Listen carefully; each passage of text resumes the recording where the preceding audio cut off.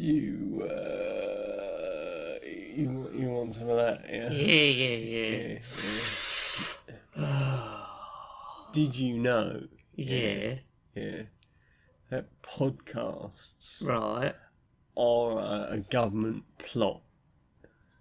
You don't say. Yeah, they're trying to get people, right, get them used to the concept of like receiving sound through our ears. Yeah. I mean, humans have been doing that a while, but like, Yeah. what they working towards? Well, there's aliens, right? Right. Sound-based aliens, right? Oh, and they're shit. coming, yeah. Mm-hmm. And they're coming, and they're gonna be in the form of two white men talking about, Oh, I see. just something, probably vamping on something. Oh, so they're making sure we're ready so that, we don't just, scare them off a second. Yeah, right? and also don't, just completely panic and, violence in the street, Well, I mean, considering how many two white men sat talking about vapid stuff there already is, maybe they're already here. Yeah.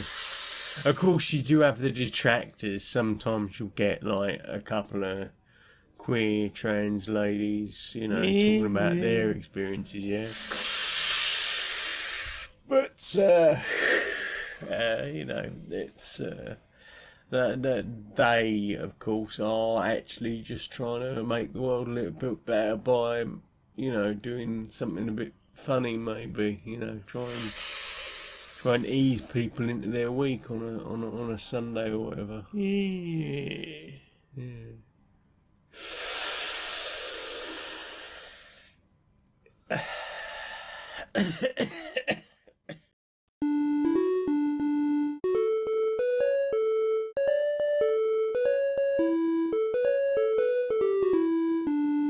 Greetings, strangers, queer and pleasant. I'm not Laura Kate Magnet-Dale. And I'm not Jane Aerith Magnet-Dale, and welcome to another episode of Queer and Pleasant Strangers. It's a podcast with two queer trans women who talk about the various bits of media we've consumed in the week and just have a bit of a catch-up and a silly time. And try to make the world the happier. Just have a little bit of a bit better.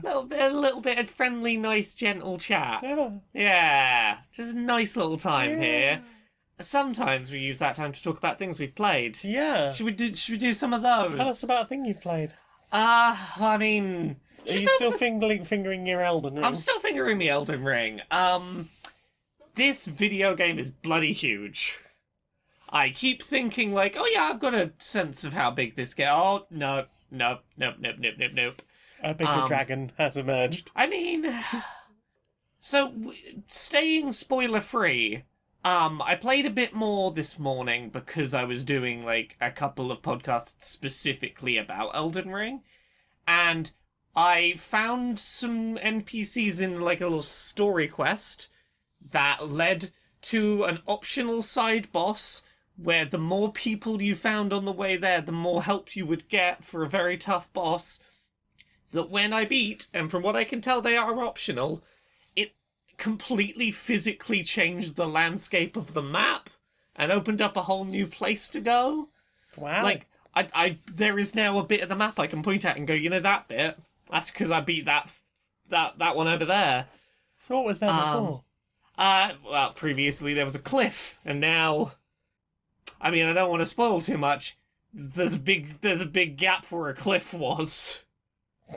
Someone's nicked our cliff. I mean, the cliff, something happened to the cliff, and the cliff ain't such a cliff anymore. Well, if you've been affected by the loss of cliff. Yeah, there is a lot about this video game that I wish was better explained. One thing that I only know because someone who has played further into the game told me today is that I've got this move I like doing where I can sort of unsheath my sword real quick and do a big hit. But in order to do it, I have to have my sword two-handed, because if I have a shield on my other hand, that button becomes doing the parry button. Mm-hmm. There's a whole NPC I can just go to take the parry off of that shield, so they can have the shield out, but what would have been, like, the parry button is now my cool unsheathed, so I can have a shield and still do the cool slash. Ooh. It's a great thing I can do that the game never pointed me to, and I'm like, oh, there's a lot of this game that is like, hooray, completely unrailroaded exploration and freedom, but you can totally miss core mechanics of the game, and that is a trade-off, and I am okay with the trade-off. I think the trade-off works, but it's always going to be the way with a really open game like this. Yeah. I finally started going a bit more down the actual, like, linear path and going and fighting some of the narrative bosses, and I constantly don't know where the place I'm going is making progress or going off on a complete side tangent that's going to cost me several hours of finding new things that weren't what I thought I was looking for. It's a big video game. They've disguised the size of this video game very well, in a way that isn't overwhelming, but, like, takes some getting used to. Which is, you know, in something like Breath of the Wild, you could see the Great Plateau where you started on the map, and you could zoom out and go, I've been to this big of an area, and I can see how that compares to the whole overworld map. Yeah. Elden Ring doesn't do that.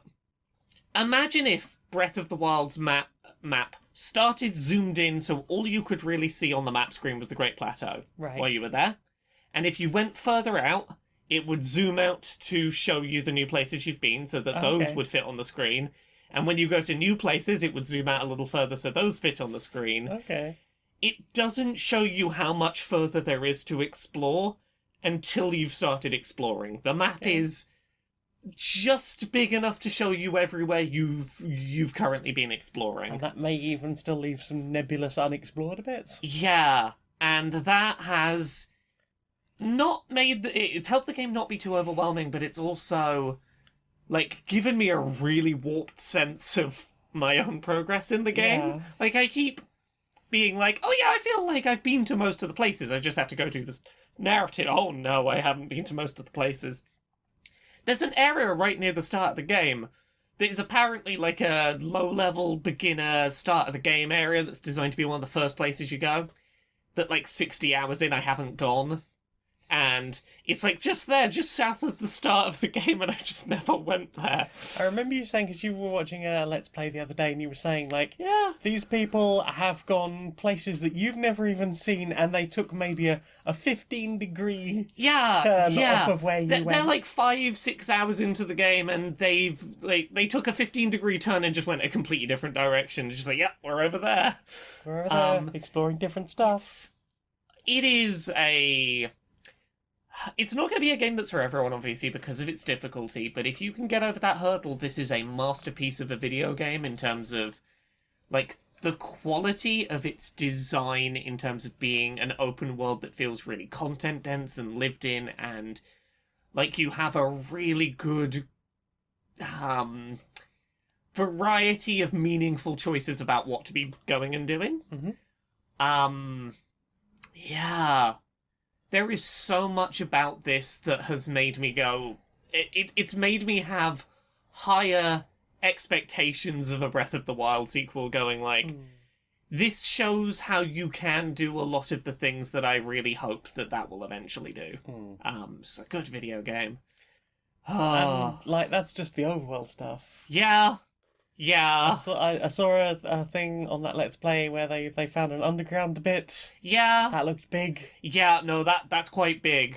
I stumbled upon that quite early in the game, and spent like several hours. There's like 3 boss fights down there. It's a shortcut that it'll take you to a late game area of the game, and you'll just sort of pop up on the other side of the map where everything is very strong. Being like, oh no. Yeah. I did some proper dungeons on stream the other day where like I had like linear environments to go through. Fought a Burger King wizard. It's the best way I can describe it. Is it a wizard with like a stone face for a helmet? Right. But it looks like the Burger King. Oh, with the rubber mask. Yeah, the rubber masked. The rubber masked Yeah. actor Burger King, but made of stone. And I got one of their masks, and now I'm having to resist just playing the game as a Burger King wizard. This is Elden Ring's equivalent of the moon mask from the Nier games. Yeah, there's a few. I can run around with like a weird gargoyle face. I can have, apparently you can have like a little insect face you can run around You with. can spank a pot. Yeah, I did spank that pot. So I continue to be awed at the scope of this game. Like, I've played the Souls games before, and usually, like, 50, 60 hours first playthrough done, that seems very reasonable. Mm-hmm. Yeah, I know people who finished this at like 140, 150 hours first playthrough. I'm like, yeah, that seems about right the more I'm learning of this. It's a big video game. What about you? What you been playing this week? Mostly Azure Dreams still. Yeah? Yeah, I'm like 40 hours into that. How's it going? How far in? I'm nearly up to the 30th floor. It's out of 40. 40. I was gonna say, yeah, 40. Yeah. Like, I'm sort of skirting that line. Yeah. Like, I think I've been there once. But it was almost like, I'm nearly out of resources. Yeah. Things aren't going great for me, but... I can technically do this, but I'm not quite ready. I was here. Yeah. How are you feeling? Are you still enjoying it as much as you were? I had a little bit of a lapse at one point. I just reached a bit of a... So, there's this one creature that if you throw stuff into it, it will sometimes barf back up better items. Okay. Sometimes impossibly rare items. Okay. And I found one, because they're on Yeah. the 16th, 26th, and I think 36th floors. That would make sense. I threw a thing into it, I got something okay back out. I was Yeah. like, cool, I'll use that. Something else, I've got a few more items of just general crap I've been picking up, planning Yeah. to sell it in town. Yep, gonna do that. And then, like, the third item I got out of it before it completely ran out of magic and just fell asleep, Yeah. was the best weapon in the game, the training wand. Okay. The training wand is, it's not very good on its own. It's got, like, one attack on it. Okay. But you can temper it like you can with the swords. Okay. So you can power it up slowly over time. It doesn't rust in rust traps, which is a good thing. The problem is, I just got my gold sword up to like gold sword plus 16. I was like, Yeah. that's gonna be good. And I was like, oh no, I've now got the best weapon in the game, but it's starting from absolute scratch again. Yes. I was like, okay, right, I guess I'm just booping things on the noggin with this. The main good thing about it, not only that it's a staff that you can train, but there's a couple of different ways that your familiar can help you. One of them is they'll just do direct damage. Yeah. They'll attack in their own way. They'll use their own spells. Normal monster stuff, Yeah. as if they're just fighting on your side. The other thing they can do is mixture magic, Right. where they will cast a spell on you to empower your sword Okay. every time you swing the sword. Right. However, if you've got a wand, it's way more powerful. Okay, yeah, because So- magic and magic. Cool. Magic plus tempering the wand Yeah. makes it, like, just ridiculous. Big hits. Absolute giant killer, depending on what element you happen to be infusing. Yeah. But yeah, so I've got, like, 2 creatures trained up now. I've got my maneuver plus block, so I've got a very, very hardy thing that duplicates when it gets hit.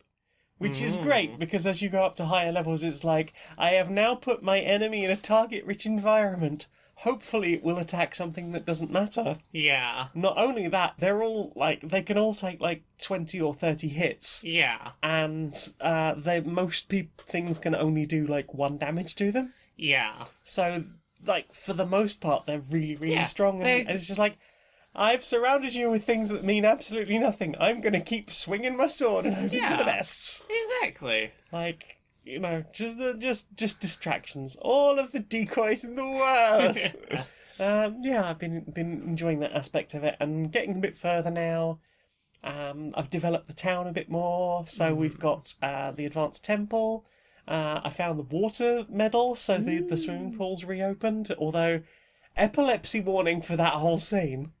The guy's like, Yeah. so the swimming pool starts off as this sort of muddy body of water, and you'd have Yeah. thought they'd have just drained it and cleaned the pool out, but no, it's just muddy water. Someone bring back our water medal. I mean, I guess it's a desert town, so I guess, like, wasting water doesn't seem like the best idea. Yeah. But I finally came back with a mortar medal, and all they did was just toss it in the water like it was, like, chlorine tablets. And all of a sudden the water's automatically cleaned up, and they're like, we're going to reopen the pool! Cool. One thing I like about the pool is you can't press the run button. The character will do, like, a one-steppy and then stop completely. Like, Is that what behaved? No. I'll be good. I won't run by the pool. I won't run in the pool, but if you get in the pool and hit the run button, you'll swim really fast. Yeah. That's what it is. My one thing against the pool area is that there is a cool dinosaur-looking slide, but you cannot climb up it. That's rude. Rhymes! Oh. Like, why go to all the effort of putting the cool dinosaur slide there if you can't slide down it? Yeah. So we've got a proper-sized library now. We've got a racetrack. Ooh. People race horses. They're not horses. They're one of the monsters from the dungeon. But they're variously called horses, and I think Niles is the name of the monster species. Gosh, what else have we got? We've got like a whole bunch of things. We've got theatre. We've got a theatre now. We're very cultural. Yeah, I've even been in a stand-up comedy routine in that theatre. I'm currently looking for a magical herb to help cure a girl who's basically bedbound. It's like, I'm gonna make you better, and then everyone in town's gonna be happier. And I apparently have fans now. Because there's like some people down by the pond that have set up a little stall with t-shirts of my face on it. That's pretty cool. There's some like children down by the pond who are like, oh my god, there's this character and they're called this and they're really cool and they've been all the way up the monster tower and blah blah blah blah. It's like, hello. Oh my god, it's them! And then they go and hide behind a tree. It's kind of adorable. That sounds quite adorable. Enjoying it again so far, but I'm getting there. And I think I will finally get all the way. Bit of focus. What about you? What have you played? Well, we have been playing through, and we've nearly finished replaying The Legend of Zelda Minish Cap. It's so Minish. We are in the final dungeon, like right at the end of the game. We just, it was midnight on Sunday, and we're like, we need to sleep. Let's behave. Work hard, man. But yeah, for anyone who's not played it, this is the Game Boy Advance top-down Zelda game that was developed by Capcom. Yeah. One of the Capcom ones, but it's the Game Boy Advance Capcom one. As opposed to the Game Boy Color ones. Yeah, Link can shrink, and that has puzzle applications. And has a hat friend. Yeah, talking hat friend, there's a bird hat that's maybe a wizard. But like... the bird hat wizard. Yeah, the bird hat wizard. I really enjoyed replaying through this. Yeah, it's the first time I've gone back to it. It is certainly not the longest Zelda game in terms of like numbers of dungeons and numbers of main quests, but I remember playing it originally and being a bit disappointed with the length of it, but really enjoying my time. As I've got older, I'm now thinking, yeah, actually, this is the time I have to play a Zelda game. I very much appreciate a video game that you could play through in a long weekend. Yeah. I do enjoy I think it's one of the more challenging Zelda games, particularly as it gets to some of its later dungeons, particularly that last dungeon before we came to the end of the game, up to the end of the game. Yeah. It's got some of the longer dungeons, which I appreciate, like lengthy. Once you're in a dungeon, you're in it for a while. Yeah, that Sky Dungeon was long. Yeah, there is a lot of overworld quest stuff to do, but a lot of it is run to the place, give a person a thing, unlock a thing, go get the thing.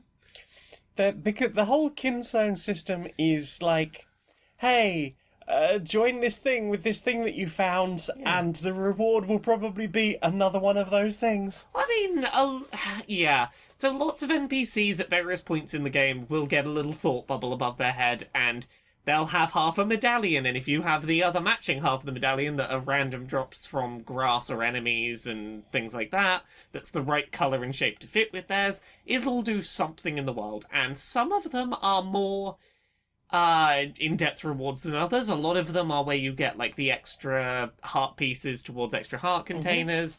Some of them are towards like longer ongoing quests to get things like extra bottles or item upgrades.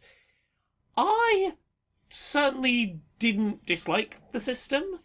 It can be a little overwhelming at first when everyone wants these kinstones and you have very few of them. Yeah. But you reach a point like half to 2/3 of the way into the game where you do have enough that most times someone asks, you can just give them one.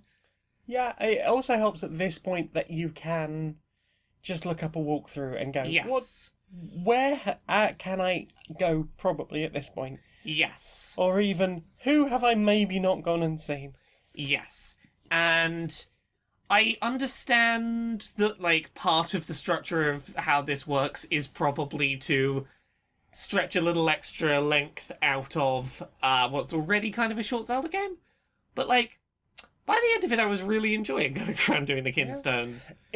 It's I think it's also sort of typical for trying to capture a lot of the gameplay at the time. Because it's got, like, the whole duplication thing, which is a holdover from Four Swords. Yeah. But in a solo game. It's got the collect the thing and trade it with people, but without having to go outside the game or have other people. Yes. And I think that is sort of trying to capture, hey, do you want all of these things, but you not have all the people to do that with? Here is the experience. Yeah. It's... I will say the one error of this game that I would be a lot more forgiving of if it was faster paced is the trying to do that collection of all the figurines. Oh, God. Because, like, there is so much text every time you want to talk to the man to tell him how many shells you're going to give him, to go over to the machine, to pull the lever, to find out if it's duplicate, to go back to the man to talk to him again.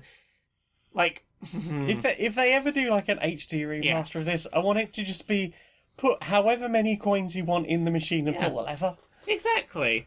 And he'll congratulate you if it's a win. There's a lot of ways you could speed up that process, and this did not do it. Like, he'll tell you how many you've got as well. How many you've got of how many. Yes. Please. There are ways you could improve this. But... Yeah, there's ways you could streamline that, and I feel like that's one of the ones that, if they ever did an HD remaster, that would could be so easily tidied up. I'll say this: if they do an HD port on Switch at some point, if they do like a Link's Awakening type deal, if you could do as you suggested and just like go to the machine, tell the machine how many shells to put in, get the result, keep going.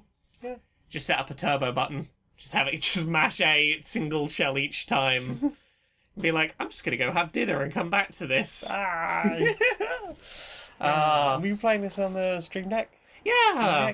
We were playing this on the Steam Deck. This was not the Stream Deck. Not the Elgato Stream Deck. No, this is the first time I've like played extended amounts of Steam Deck on the TV using like a Bluetooth controller, using it as like a thing to, pop a emulated thing up on the telly. And it worked really well for that, I think. Really well.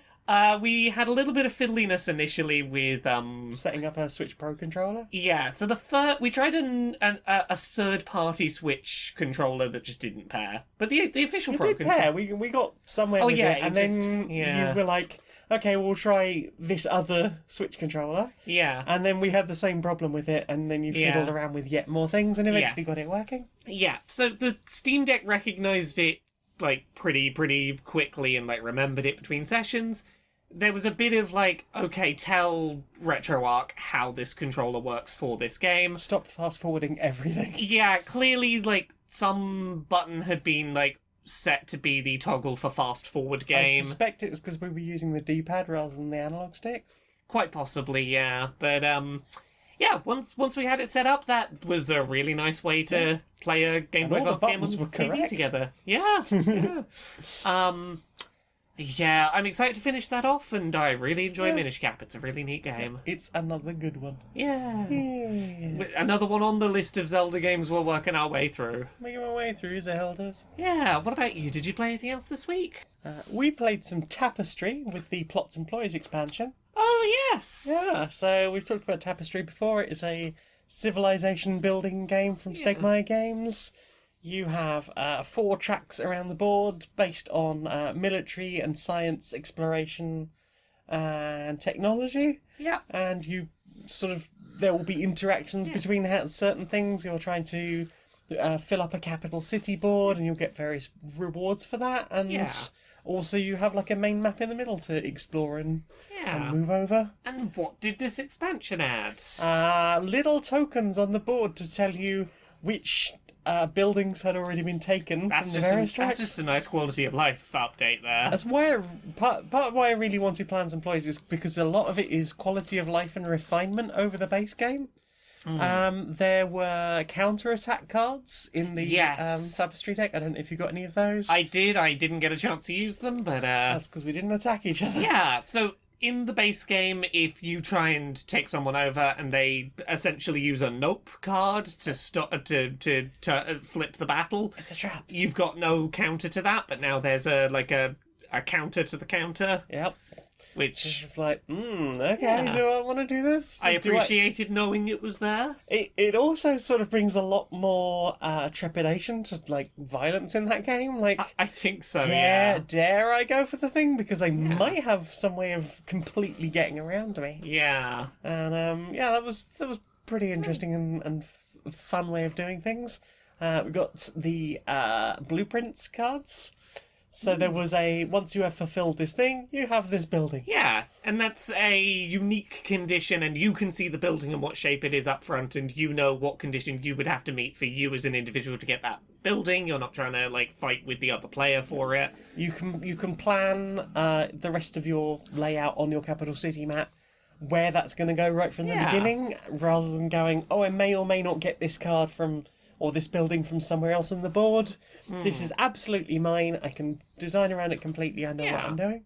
And I thought that was really cool as well. You were using one of the advanced capital cities. Yes, it was a caverns? underground one, the caverns, and the gimmick was that rather than putting the buildings wherever I wanted, I had to fill in the top set of places I could put buildings in order to put buildings in the rows below, and then below that I had to sort of methodically work down, but I got more points per row that I went down than I would usually do. Yeah, so it's 3x3. It's a 9x9 grid normally, divided into 3x3s like a Sudoku. Yeah. But you had to start with those top 3 rows before you could sort of move down. I had more limited placement options, but in exchange I got more points for placing things down within those limitations. And that was really fun. I very much enjoyed that. It was an additional level of challenge to where I placed things. I looked at my advanced one and was like, I don't think so. I don't think this will. Yeah. I was going to try a thing that time, and I tried it out, and I'm definitely glad I did, because the one I got as my advanced was like, no, I don't think that's going to fit my plan. But yeah, I had a really good time playing that. We are definitely getting better at it. Our scores are like going up astronomically. I mean, that's always the thing when you play a board game a few times. Like, I know people who'll go, I've played that board game, I don't need to play it again, I've done it now. And it's like, no, the fun comes in going, where could I have done better last time? Let's do new things. I mean, we have friends that play Wingspan like constantly. Yeah. Like they'll play like a couple of games a weekend. They have played literally hundreds of games of Wingspan. So like, I get it, like how you can perfectly refine that, but they are not people to play Wingspan. I'm really enjoying that, and I think they've done a really good job, and those new buildings are adorable. I like the monolith. Yay! Space building! What else have you played? The last thing I've played is I've played the demo for Kirby and the Forgotten Land, which That looks adorable. coming to Switch later this month. It is a sort of pseudo. It's a 3D environment Zelda game. It's not like hugely open. Kirby. What did I say? Zelda. Oh no, leave it in. Okay, fine. It's a Kirby game that, like, the best comparison I can make to its level design is Super Mario 3D World on, like, the Wii U, in that it is open-ish linear environments. You're going essentially down one ultimate path from start to finish, but there is a sort of width of ways you can go explore in different paths, and they all sort of reconverge back in and go down the linear path. Kirby not quite swallowing things as a mechanic. Kirby has no gag reflex. I think I've ultimately fallen on the position of the ones where Kirby swallows the entire object are fine. The ones where part of the object is sticking out the mouth are weird. And I'm having to get used to them. So drinks machine, yes. Yes. Traffic cone, no. Yeah, because like traffic cone, half the front of the traffic cone still sticking out the front of the mouth. Just get your top lip around the rest of the traffic cone. We'll be fine, God, Kirby. Kirby. Yeah, Oh. like I get the car because the wheels have to be on the ground spinning, and they can't do that inside Kirby. But like it's weird. That being said, the mechanics actually are really fun to use. The gameplay mechanics it opens up are very satisfying, and I joke about the weirdness. It did not take long at all to go, you know what, yeah, I've just completely internalized this as a thing, sure, why not? Very quickly got over it. The art style's beautiful. The art style is beautiful, it's a gorgeous Typically game. vibrant. Yep, lots and lots of hidden collectibles around levels, which is really nice, and there are difficulty modes. Like, From the beginning, you don't have to complete it multiple times. Yeah, at least if this demo is representative, right from the start, you have access to a harder difficulty mode. The first boss fight that is in the demo is a reasonable challenge. Like, it's on hard mode. It is a decently like, oh, I have to pay attention. I gotta be, thinking about this. Plus, if you're thinking about getting it and you haven't played the demo yet, there are codes that unlock in the demo that will open things in the real game. The demo has co-op. The co-op person plays as a Waddle Dee. They don't get to use any of the other powers from other creatures, but they've got a pretty good moveset. But they are definitely the second tier character. The camera doesn't do a lot of like zooming out to allow both to be on screen. If the remember that kind of if the Waddle Dee goes too far away from Kirby, they just get teleported back to Kirby. But I'm glad the thing's there. I'm very excited to play this. It looks fun and charming and cute, and I'm very excited to explore this little world. Yeah. Yeah. You played anything else this week? That is everything I've played. Well then, time for this. Oh, come over here, over here. What you got? Oh, okay. So, you're not busy right now, are you? Because I've been playing a little game here, and I wanna. Yeah, I mean, it's fine. Okay. So we got the trademark database. Yeah. So I like to call this game, and I do this when I'm having some quiet time and we're in between work. Yeah. It's trademark renewal roulette. Ooh. So we get the whole database here of just all the trademarks, and I'm just gonna start scrolling. I'm gonna close my eyes. You say when? When? Okay. Silent Hill trademark. Oh yeah. What if that got renewed? There we go. Oh, there we go. It's been renewed. I wonder if people on the internet might assume it means something. Hang on. Let's have a look. Screen capture. Sock puppet account. Just found out the Silent Hill trademark's been renewed.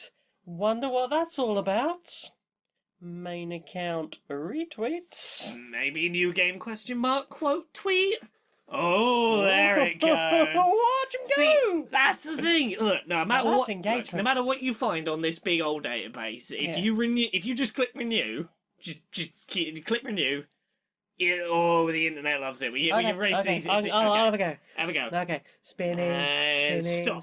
Eternal darkness. Oh, this is fun. Screen grab. Oh, let me have a go. Right.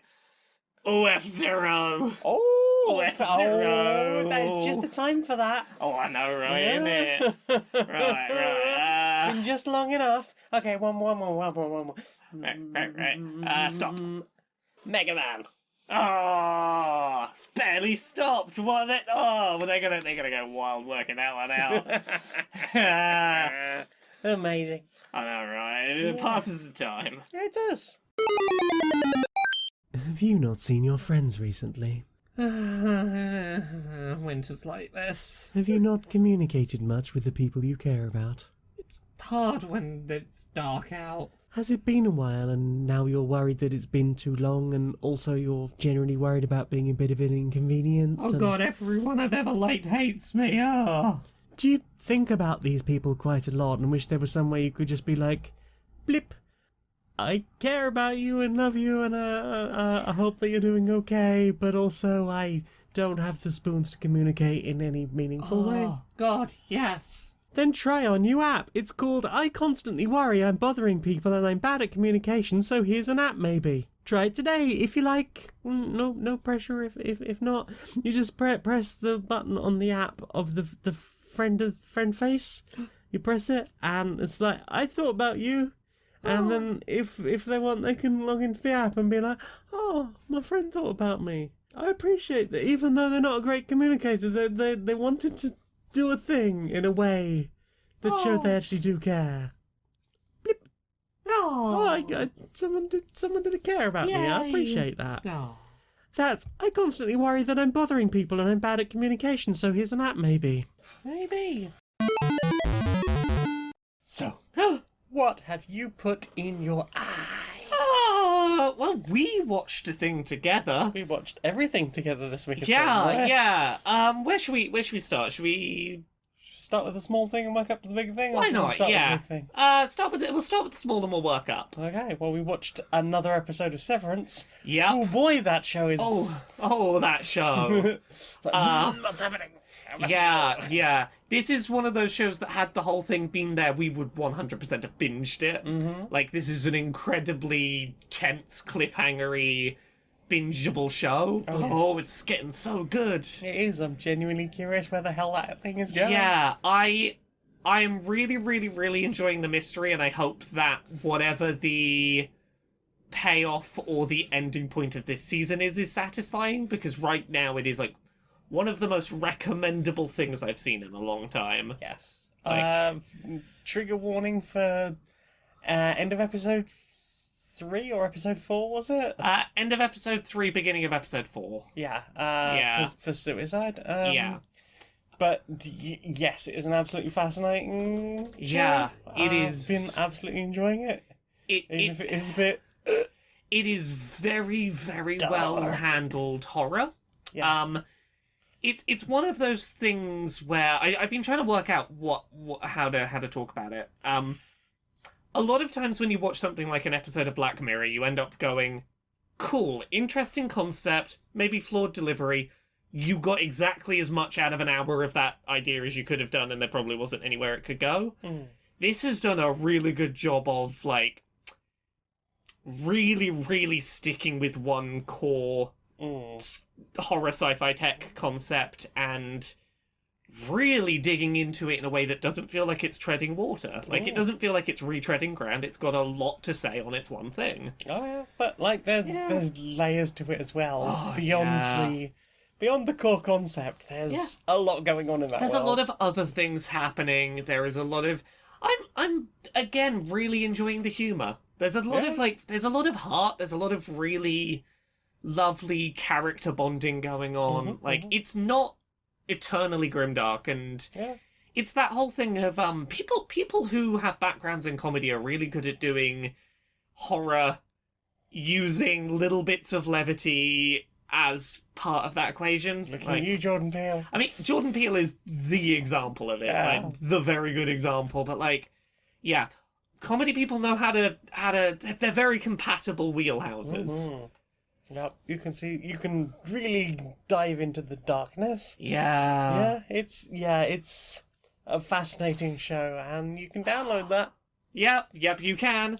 We'll be saying that about a few things this week, I'm sure. What about you?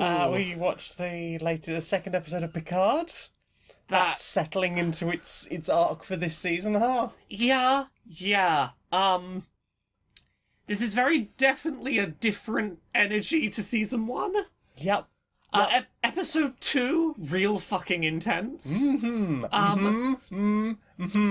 Here's what I will say about episode 2 of season 2 of Picard. There was a point in that second episode where I was like, this is a lot. I'm kind of glad that it seems like we're going to be moving on to something else by episode 3. Yes. And then episode 2 ends, and I'm like, oh no, are we staying here for a while? Oh no. Oh no. I say that, I'm excited and genuinely fascinated. Yeah. It's good. If it sticks around with episode 2's whole concept. It's gonna be an intense season. Yeah. Yeah. It's, it doesn't shy away from its metaphors. No, it doesn't. No, it doesn't. It wears them on its sleeve. Yes, like a little. Yeah. Oh, it sure isn't afraid to take swings at what the world will be like just a few years from now. Yes, that choice of year was interesting, huh? Yeah, I mean, I don't think they were wrong to pick that the year they did, but... Oh. Yeah, if you're into Trek, yes. If you enjoyed the first season of Picard, also yes. It's definitely good. It's definitely good Star Trek. Episode 2, you will very quickly go, do I feel up to this being a thing for a while? Right now. Yeah, because you're going to have to go in with the right... You're going to have to know you're ready to watch it. Yeah, I can see this being a bit much for some people. I can see there might be occasionally like, today's not the day for this. No, yeah. Absolutely, but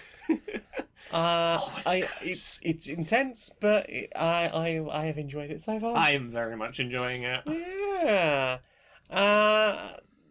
yeah. So, should we talk about the big one? Talk about the big one, the big furry one. Yeah, the big furry one that you can download. You can download it. You could not put money into certain corporations' pockets. Yeah. Turning Red released. It's an amazing film. Yeah, really good film that you can download. Yeah. Yeah. And to the people who've said we shouldn't be praising Disney for, 6 seconds of two girls voguing together, just remember how, like, a lot of the artists at Pixar have talked about how, we made this thing, it was really, really queer, and we sent it to Disney, and they sent it back with 6 seconds of two girls voguing. Yeah, so... Not that specific thing, but, like, the artists have talked a lot about, we put this thing in, and it came back not that. Pixar have talked pretty openly about the fact that they keep trying to put gay shit in, and Disney keep not letting them, which is shitty. Well, given how much the money they've been given to anti-queer stuff recently... So don't financially support them, but we'll talk about this film that you could download. Yeah, it's available to download. Right? Yeah. So this is a Pixar animated film about a 13-year-old girl who, when her emotions get too strong in any given direction, she transforms into a giant red panda. I really appreciated this film's unashamed perspective on teenage girlhood. Mm-hmm. It's really nice to see a film that is unapologetically emotionally intense without at any point like deriding that at all. Mm-hmm. The best way I can describe it is it feels like a film made by a director where you're like, oh, you were 13 and reading Inuyasha fan fiction, huh?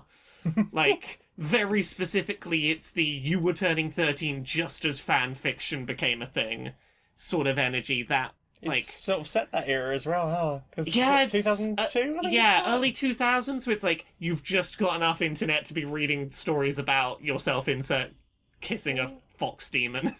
But like, even so, like, I remember the whole concept of just like, oh, I'm a teenager now, I just doodle all my imaginings. Yeah. So it is a story that on the surface is kind of a story about teenage estrogen puberty and the expectations societally placed on don't feel the emotions that estrogen if you're menstruating you. don't let that do thing.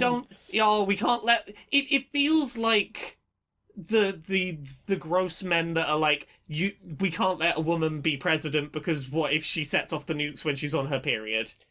Like, I mean, have you seen some of the reviews for this film? Yeah, right. That's exactly what they think this is. And like, it is a film that on a very surface level, like, it's a film that's very critical of the idea that women and girls should have to emotionally suppress themselves in order to be acceptable alongside obviously like very specifically Asian family dynamics around perfectionism, like quite specifically, but I really like the supporting cast of characters in this. The group of friends are great. They're lovely. They're so supportive. Yeah. Like, even when, like, there are things that are not perfect amongst the group, they are quick to forgive and, you know, just talk things over, and they have a lot of fun together in a really sweet way. This is going to be a very weird comparison to make, but it reminded me of the core female friendship in the horror film Jennifer's Body. Haven't seen it. It is somewhat of a satire on horror stuff, and a big part of what it does is it has its main two characters who other high school comedies would set things would have put as like the very popular girl and the nerdy girl who clearly hate each other and are enemies. Oh, okay. But it's like, just they're very different, but they aren't directly placed in opposition. Mm-hmm. The core friend group here kind of had that same vibe in that they were all very different to each other, but that was never a source of conflict. It was, we have our own things, but we have our things that we share, and it's okay for us to be very different people that have a core shared interest. In a 90s noughties drama, they all would have been in separate cliques. Yeah, whereas here it's like, look, we're all very different people, but we do all share this very one hot boy band that we all very like, and that's enough to... And also perving on the guy who works behind the counter at the convenience store. This feels like a really nice antithesis to so many... Because there are so many teenage boy coming of age stories that go with the... Occasionally they're a little bit too pervy, and like, occasionally they're making bad decisions, and that whole energy. And you know, the whole, all of a sudden we cannot talk to women, they have become an alien species. Yeah. And like... Yeah, this film is great. I love its expressive facial animations in particular. Yeah, very expressive face work. It kind of reminded me of the Peanuts movie. They did a 3D Peanuts movie. Yeah. Like the characters designs in that. Yeah, there were moments this reminded me animation-wise of something like The Mitchells versus the Machines. Yes. In terms of that, like... palette-wise. Yeah, palette-wise, these sort of exaggerated, freeze-framed... We're gonna completely deform the proportions for just a second to really sell an emotion. Oh, absolutely. I think a lot of the pacing felt very similar. Yeah. In terms of, like... It's the way it moved through its tone setting. I'm not going to explain why, but the pink smoke effects. Yes. I really loved like the volumetrics on that. That was just beautiful. Like just the backgrounds are really beautiful and detailed. Yeah. We are getting to a nice period for 3D movies. Yeah, definitely. It's really nice seeing a movie that borrows so heavily from the color palettes of female-focused 90s anime. Mm-hmm. There are some shots that are, like, lifted color for color from things like very pivotal Sailor Moon scenes. Yeah, I've seen people doing side-by-side comparisons. Yeah, it's nice seeing those very recognizable touchstones get the sort of love that a lot of their more male-aimed contemporaries have done for years. Mm-hmm. Like... This film's real good.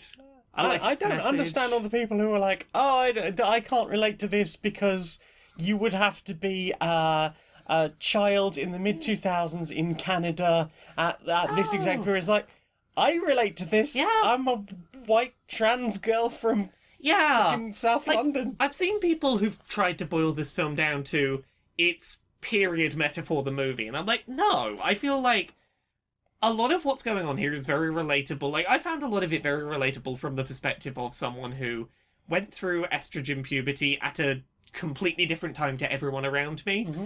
And that sort of everything is exciting and scary, and I feel like I'm the only one experiencing this. And full of emotions. In my peer group, plus there's emotions everywhere, and I have to keep those controlled, and, you know, as a trans... I'm not allowed to act like a teenager. Exactly. Because I'm 30. I'm going through second puberty in my 20s. I'm not allowed to act like a teenager right now, even though I have all of the hormones telling me to act like a teenager. Yeah.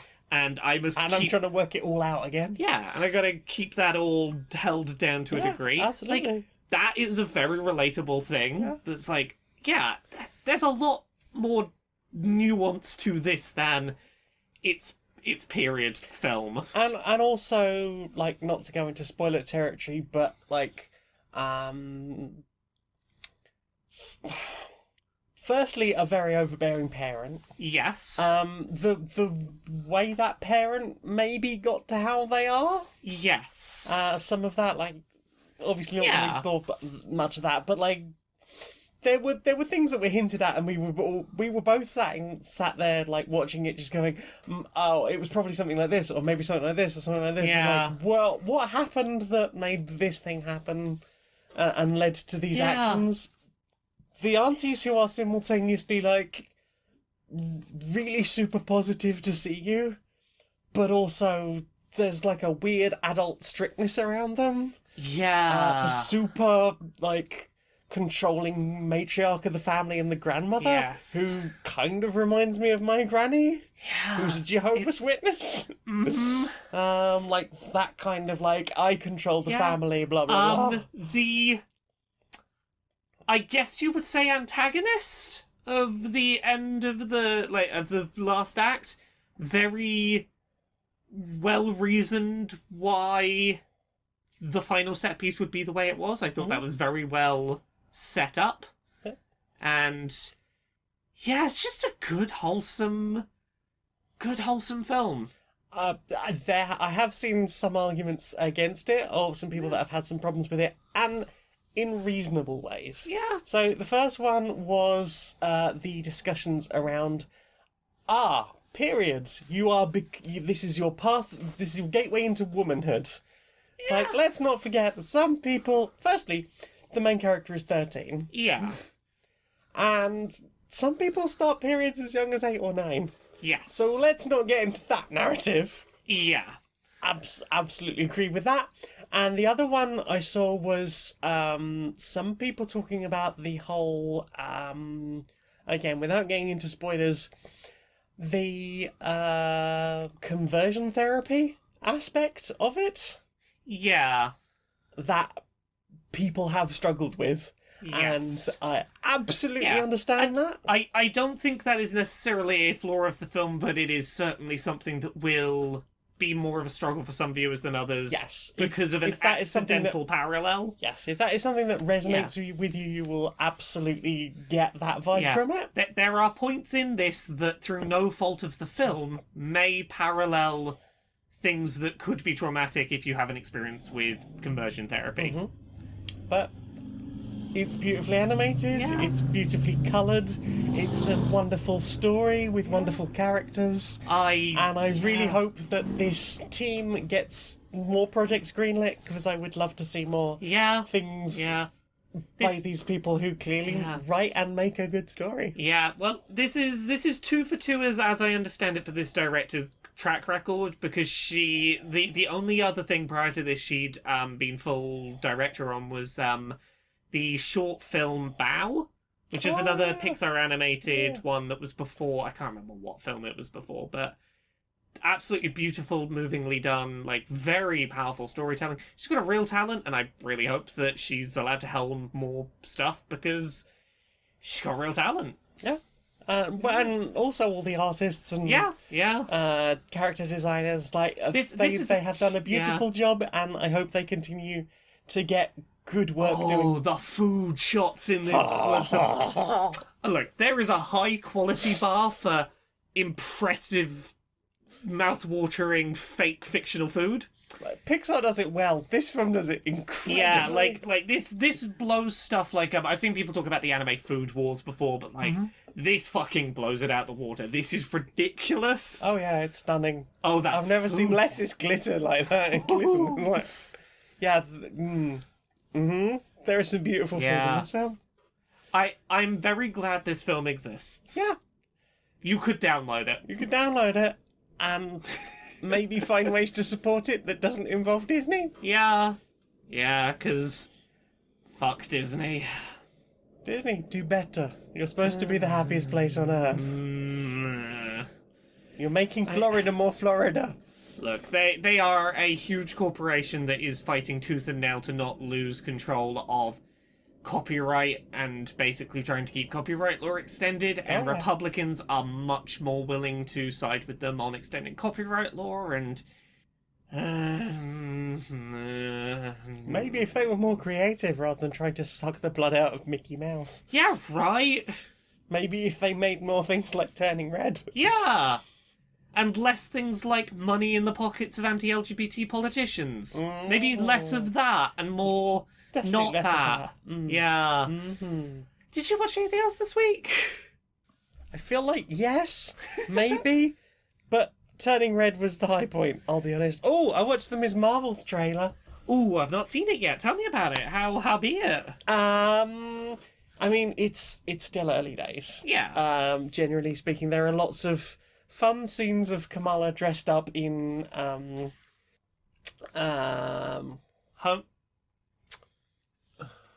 Captain Marvel. Yes, costumes. yes.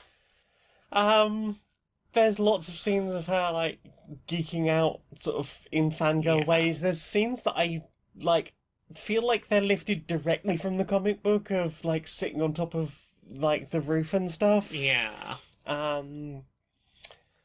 Don't know too much about how we're gonna go exactly about it, but like it seems really fun. I enjoyed the way they've done her like stretchy limb powers. I was curious about that. Yeah. So rather than just like, oh, her arm do big weird stretchy rubberized, probably in bad 3D, it's almost like neon lights around it in sort of blue and pink. Funnily enough, it's got sort of weird bylighting on it.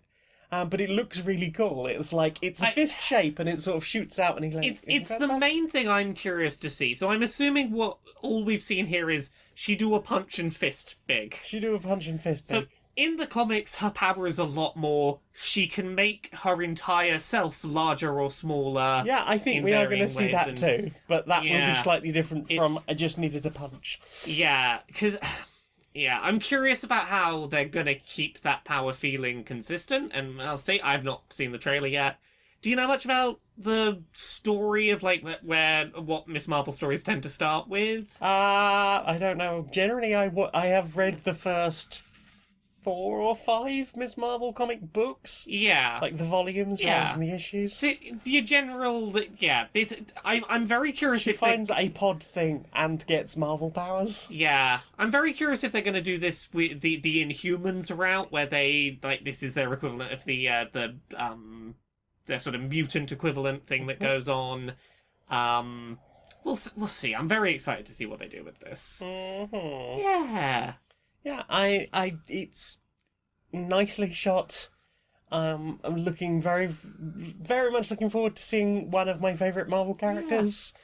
Give me Squirrel Girl. I was gonna say, I feel like if this does well, they could do Squirrel Girl. Squirrel Girl feels like way less difficult. I feel like we're working along the path that could eventually lead to Squirrel Girl. I feel like the reason they would probably hold off on Squirrel Girl is the same reason that Deadpool hasn't appeared in the main MCU, because they're both amazingly powerful.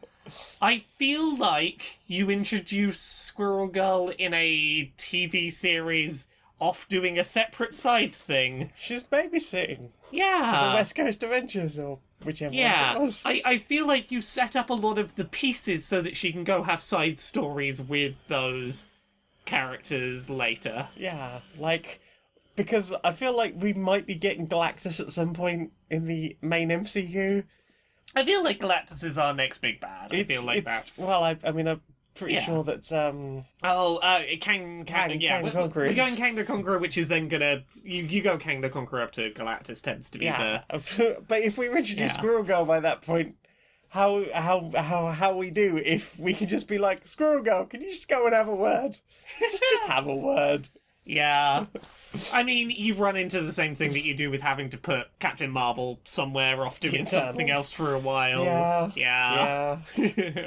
But, I'm glad we're getting more of the, like, modern Marvel stuff Yes. rather than the here are the characters we've had forever and they've been rebooted and redone various times. Yeah. But like also we're gonna get more of the superpower women. We're gonna get more of the newer stuff that's just a bit more interesting. More non-white people. Yeah. We've had this weird thing with Marvel where it has been very... We had the stuff that had been around forever at the start of the MCU because that was the only stuff they hadn't sold off because no one wanted to buy it because no one really cared about it. And then that became the biggest thing in the world and therefore they had to stick with it. And they wanted to move from there into their big franchises they no longer owned, and that became a problem. And now we're finally working around that enough that they're like, okay, we sorted that. Now the new stuff. But now that they own X-Men again, it's going to be a lot easier. I mean, look, I feel like very soon we're going to get the X-Men and Deadpool and all of that shit's going to be back playing around in the same... Yeah, and I hope we get more like R-rated superhero stuff because... I mean, Venom's been, kind of PG-13? Yeah. I don't actually know what it's rated, because I don't really think about ratings anymore. Yeah. Too old to care. But, like, more of that, more, like, Deadpool stuff. Like, more comic books for adults. Yeah. But not necessarily in really juvenile ways. Yeah. But, yeah, like, and not having to go really dark and gritty, like, like DC stuff. That said, I am curious about The Batman, even though I have said several times I'm completely giving up on DC. So, as much as I agree with that sentiment, I've heard very positive things about this being a slightly more introspective Batman that's a bit more like, hey, let's be a bit critical of the whole Batman formula, huh? So, I'm intrigued. Yeah, have you watched anything else? No, I think that's it for me. Well then. Time for this. I got a new sponsor. Who's our new sponsor? Well, do you... Oh, they're back again. Let me have a... Oh, them again. Them again. How many times have we ignored I don't know, my email now? inbox is full of them. Like, I'm pretty sure I've had, like, we had the email, the follow-up to check you missed it, the... Okay, just checking out one final time and I'll leave you alone if you're still not interested after this. We're not harassing you, honest, because we said so. Yeah, and then they start a new email thread and start it over from the beginning of the playbook again. Yeah. You can click to unsubscribe, but that just takes you to the subscribe page and there's no way to remove yourself. It's... Because, like... You can't reply to them because it's an unmonitored inbox. And look, I wouldn't mind if they were at least, like, saying some money or something, but it's just, hello, advert.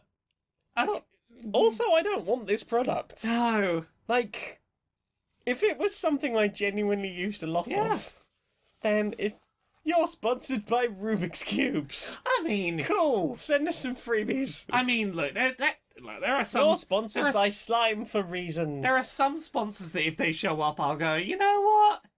Yeah. That's the thing I use. Give Maybe me the I'll... cash. Do you need a kilo of slime? Exactly. Come on down to Slime Hut RS Placeness thing. Exactly. And enter the code Q&PS 205, but I don't care about... Not them. No. And, like, here's the thing. I would email them back and say, no, I'm not interested, but at that point, they'll know that I'm there. It's like, trick-or-treaters are at the door and you turn off all the lights, you're like, I'm not home. We saw the lights go out. We know you're home. No. I mean, it's my public email address. They know I'm home, but no. No. That company... If you're listening to this, if you claim to be listening to this, even though you keep referring to me in emails as Stoned Monkey Radio and not either of our names. Yeah. Hey, you know how you're such a fan? You're such a big fan of the show? Here's the password. Banana fritter. If you email me with that password, I'll know you listen. Otherwise, you can stick your spoon right up your ass. Inside the boardroom of Supremacy Software. Hi. So, I've been looking at those brand partnerships we got on the table. Yeah. We made a brand deal a while ago with that, the game about the wizards. Oh, like Wizard Game, with the billionaire. Yeah, the one with the shouty billionaire one. The billionaire brings us Yeah, another $1 billion. Exactly. They've But- proven that they can get Yeah. $1 billion. Yeah, which is More why of we that. did the deal, because, Yeah. you know, they can bring us $1 billion. It's great. I love $1 billion. Yeah, but since we signed that deal, they have made the internet a bit angry. The internet does not like them now. I mean, the internet didn't really like them when we initially signed the contract. Well, I mean, you know, it's definitely, it wasn't quite as big at the time, but yeah, it's becoming quite, like, any time we bring the game up, it gets brought up. So, we got a couple of options. And I want to I'm going to present them from least likely to most likely, I think. Right, okay. So, we could acknowledge that it's a thing and go, here's our statement in response to the beliefs of the person you don't like. I feel like that's a no-go, right? Yeah, I mean, that's not gonna work. People will expect material change from us, and Yeah, you know, like, we can't, like, cut ties or be critical. That's consequences. We don't that's like those. consequences, and also a billionaire. I might add. Exactly. I like the billionaire to like me. I like the billionaire to like me, and I'd like them to generate me another $1 billion. Exactly. So, second option. Right. We ignore everyone being angry. We just I mean, ignore that it's happening. We do that a lot. Yeah, we are just currently keep doing that. marketing the game as if there is no controversy. It's the game. What is a controversy? Exactly. And I think People like, enjoy this, wizards, right? yeah, and I feel like this probably will work. The internet's Right. memory is like totally shit. Yeah, I mean, we maybe we just we do a brand deal with a caffeine beverage, and you know, before people know it, Yeah. they have that thing. So, I got a third option. I think this Right. might be even better. Right. We go all in All because the billionaire. Right. Right now, not a lot of people, queuing up to work with the billionaire right now. No, So what if we go, hey, we're your only friends. yeah, we will, like, really go all in. We will do, like, dedicated live streams showing off your Right, game yeah. for you. We'll, do marketing promotions. We'll set up, like, a live-action set piece you can walk Oh, through. we could do one of Hey. those Twitch partnerships where we get one Yeah. of those streamers all the kids are watching who have absolutely no morals and who are Yeah. a terrible, life lesson to the kids, but somehow parents just let them watch that Yeah, nonsense. And, they don't care, and their audience doesn't care, so Exactly. we'll say you can have early access to the code, and, Yeah, I think we go so all in. We Balls to the we wall. act like this is the biggest video game we've ever had our hands on. Yeah. We go so aggressive that the people who mm. complain don't even bother complaining because they're like, "Yeah, you're all in. We're not changing that. It's not Yeah. like you're, if we make it clear we're not flip flopping on the fence. We are siding with the billionaire. Maybe they'll stop shouting at us. maybe you are a fucking genius. I hope so." So, what have you put in your ear? Not put a lot in my ears this week. Let me find what. I don't know, we listened to 4.5 hours of the Civilization 6 soundtrack. I mean, we did. There was a point in it where I went, is that bit of Russian music that they turned into the Tetris theme? Yeah. It was. It was. I can't remember what it's called, I used to know. But yeah, like, there's lots of sort of classical music bits in there. And then that ticked over to the Civ 5 soundtrack, so... We played Tapestry for a while, and then we played another, like, world building, engine building game, but we don't talk about that, so... Yes. But yeah, it was good background music for we are doing a big Civilization game. Yeah, the world is happening. Give us a cross-section of the sound of the world happening. Yeah, and at 4 hours you can do good background OST for a while. Yeah. It's nicely orchestrated in places where that is the case, and yeah, I think they did a good job. Good job, music people. Indeed. What about you? I listened to a new piece of music that I thought was really good, I want to mention. It was a track called D&D plus Asexuality. I forgot to note down the artist, but I can find them right now. Critical Failures is the name of the artist. Skull Puppies is the artist off of the album Critical Failures. It is an acoustic guitar track about an ace person working through self-discovery and their attempts to find love that can center around non-sexual stuff. Like, I just want someone to play D&D with. Nobody worry about that genital stuff. I just want to have someone to hang out with, but like really good hang out with. Yeah. Yeah. Really good hang out with. It's a very nice track. I very much enjoyed it. Yeah. What about you? Did you listen to anything? That was it. I listened to a few bits of classic music from my MP3s that are saved on my phone. Talpa Going Home. Ooh, yeah. Which is a 7 or 8 minute long psytrance track. It's just it evolves beautifully over the time. It is a little bit pony trance in places, but it's trance, so yes, it's got that beat. It's a nice journey to go on, and very upbeat and lively and enthusiastic.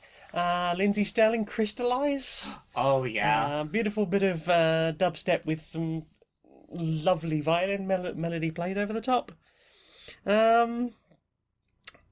Gosh, what else? Oh, Gentleman's Dub Club. High grade. If the truth be told, I'm a sucker for that high grade. Absolutely. The Offspring, the kids aren't alright. Oh, yeah. Kid Casino, Everybody. Which is no. Everybody has me here, I know. A good bit of glitch hop. Knife Party Bonfire. Some good stuff. The nostalgia dubstep remix of Knights of Sidonia. Ooh. It's very very growly dubstep. The Barton Baker remix of the Kitten and the Hip cover of Thrift Store. Or Thrift Shop. Is good. In a sort of electro swingy kind of way. Things I am willing to mention the name of.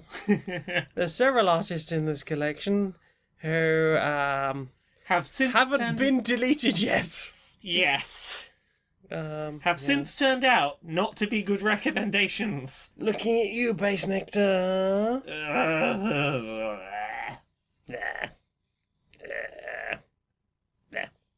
That's everything. Yeah, that's everything for me. Well then. Time for this. Men, are you struggling to perform in the bedroom? Yeah. It's alright, you can say if you are.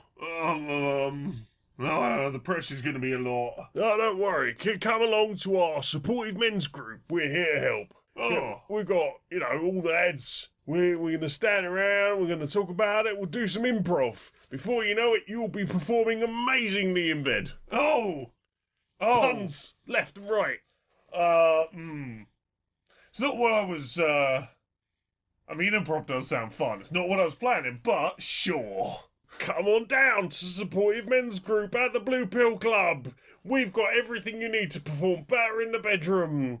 From puns to skits to prop comedy. All the things you need to perform better in the bedroom. Way! Lads.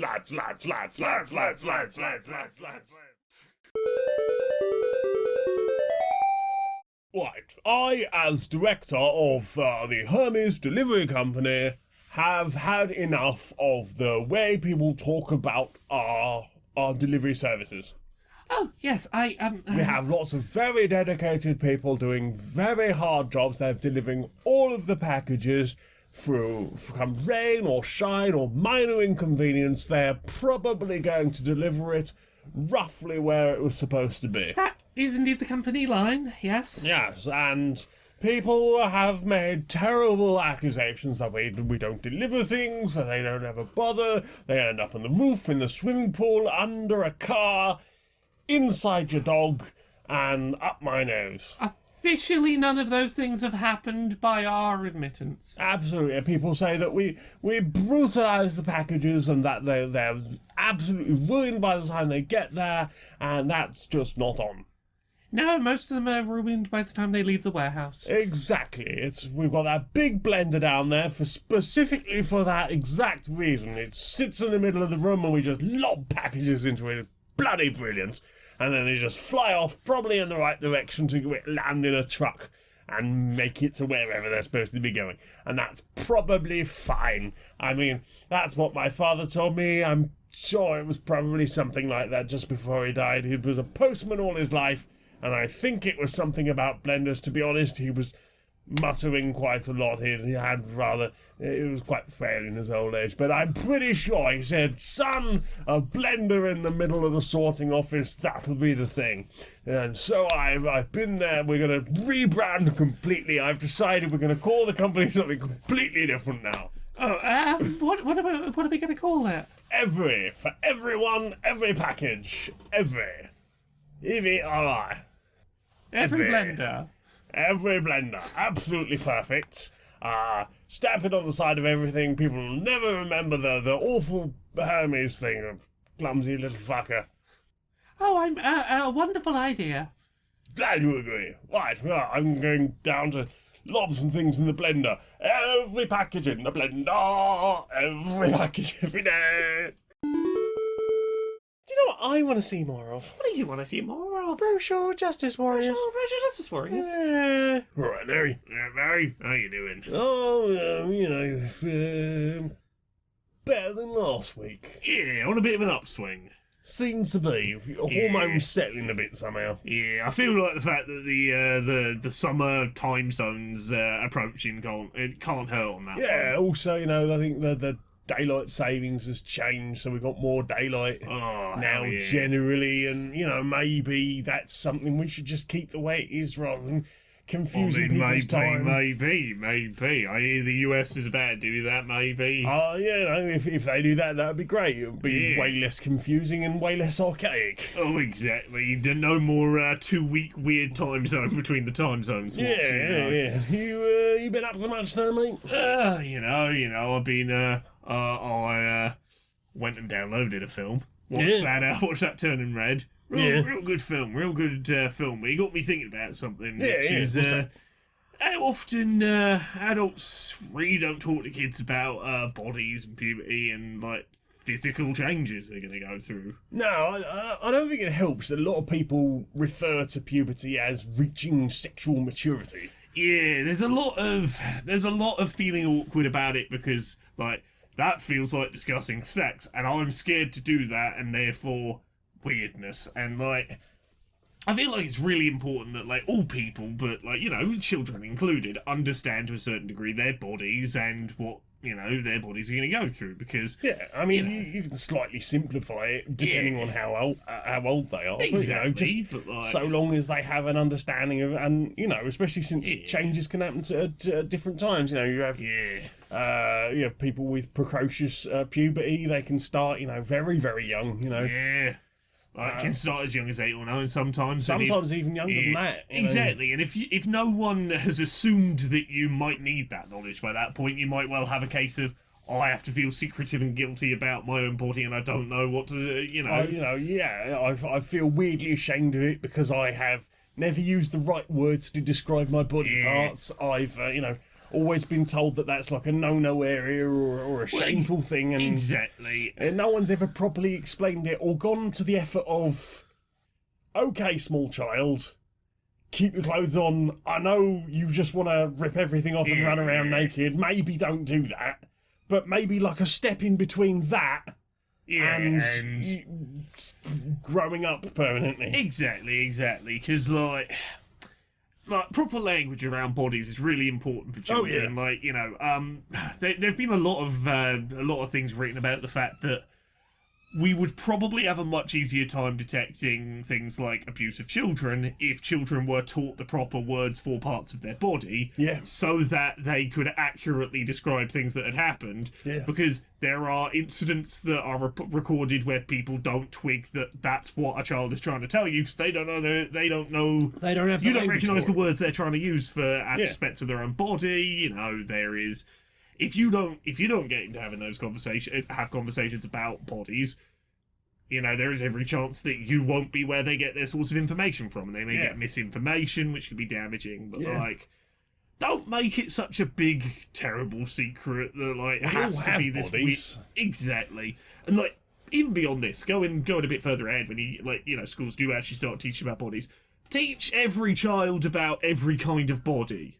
Like, don't do the thing where you split them into two camps. It's like you learn about periods and you learn about erections, and never the twain shall meet.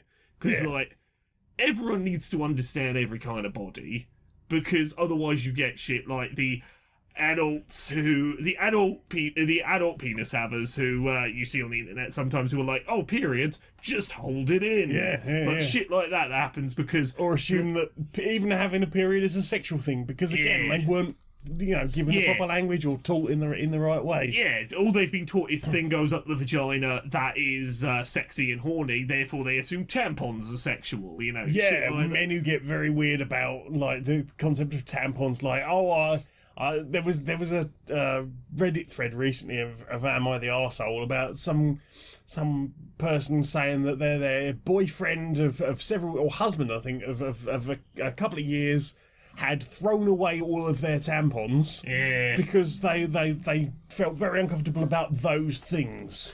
Exactly, and again, all of this I think comes down to the fact that like that man probably got squirreled away in a room so that he didn't hear the conversation about periods and anything to do with them, then got brought back in the room and built up a bunch of weird assumptions because he wasn't told. Or they did that typical kid thing of, somebody like made something up for a laugh. Yeah. Or just like, or was it just a bit of a fantasist? Because some kids are. And they were just like, oh yeah, it's a sexual thing and this and that and the other. This is sort of the point I'm making, which is, in the absence of you as an adult having those conversations with your kid, they will get their information from somewhere else, for in that example, other kids on the playground, and they will get weird ideas in their head because you didn't get over a little bit of awkwardness you have to go, it's your body, here is the details, you need to understand this stuff. Absolutely, yeah. These are other bodies, you need to understand them too. There you go. Yeah, it's more needs to be done, and get over this whole weird conservative nonsense, and it's usually more for the fact that adults have sexualized this thing because they've got this locked in their head. We really need to break this chain of, we can't teach them about this, that's sexual, or they'll start sexing immediately. Yeah. And again, like, not giving kids information doesn't stop them doing things, it just makes them do so without the proper information to be safe. And potentially being incredibly dangerous. Or like there was a whole thing for a while about using crisp packets as oh god, I remember that prophylactics. going round school. Like, no, that's wrong on so many levels. Well, that's the thing. And dangerous. If you remember your time in school being like, let's say 14 to 16, some wild shit got said. Yeah. Because there was a vacuum of proper information about your bodies and what was, shit that was going on. Yeah, like, someone whose older brother might have had a porn movie on or something, and somebody's seen it, only caught half of it, filled bits in with their mind. And again, we're not saying like tell young kids what sex is and go into detail or whatever, but it is important. Explain bodies to them. them. The basics of, here is your body, here is the words for body parts, here's the major differences. Here's what's going to happen. This is the thing that will eventually happen. Let me know when this happens so we can address it further. It's a thing that'll happen Further someday. Information will be released nearer the time. Exactly. Just come get me. If you have, questions, I can answer them. This is a thing. Ask me about it if you need to. Yeah. Hug, mate. Oh, I could do with it.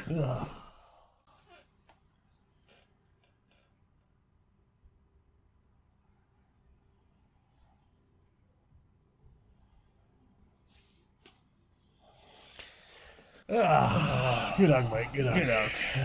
Right, I'm going to pop the kettle on. Sounds a right treat. Nice. So, Laura. Yes. We done a book. We did a book. We done a book. Yeah. What's a book? Well, it's called Who Hunts the Whale, and it's a satirical look at the video games industry, which is horrible. It is, but there are glimmers of hope to be found within its horrors. Yeah, and funny stuff too. Yeah. It's a dark comedy. Exactly. Not It's- quite as dark as something like Severance. Oh no, it's not. It's not quite that dark. It's quite chipper by comparison. I mean, by comparison, it's quite chipper. Yeah. We haven't had the end of season 3 start of episode 4. No, that doesn't happen at any point in the book. No. No. Yeah, it's a fun story about the video game industry from the point of view of somebody who's like, yay, video games! Oh no! Oh no, the realities of this industry. Yep. Yeah, and that is available to pre-order over at unbound.com/books/whale. Yeah. You've got another book. I do. I got a children's picture book releasing on August 18th, 2022 called Me and My Dysphoria Monster. Go give it a pre-order. Go check it out. Go look at the front cover design. It's adorable. I'm real excited for this book to happen. It's not that far off now. We're in March, April, May, June, July, August. That's like 5 months away. Oh damn. Yeah, I can count the months on one hand. That's pretty close. So go check that out. Other than that, I'm at Laura K. Buzz everywhere on the internet. Twitter, Everywhere? yeah, Twitter, Twitch, YouTube, Patreon. That's the one that pays the bills. TikTok. Just Laura K. Buzz wherever you find stuff.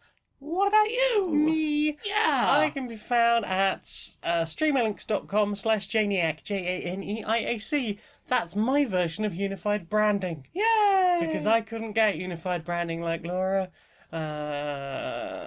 Also, patreon.com/stonedmonkeyradio. That's the one that helps me pay my bills. For as little as $1 a month, you can help me justify a 76-hour work week and the rest of my life. I'm in a less dark place than I was last week. I didn't make that awful. Yay! So Laura, will you sing us out, please, darling? Until next time, be a stranger.